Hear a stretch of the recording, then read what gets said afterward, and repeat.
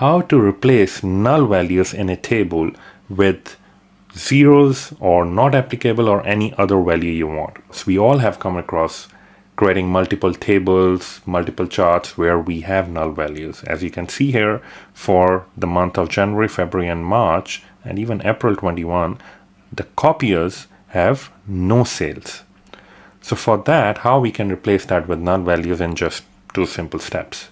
First of all, we have to go to Analysis tab and go to Table Layout and click on Show Empty Columns. Once we do that, then we go to the sales.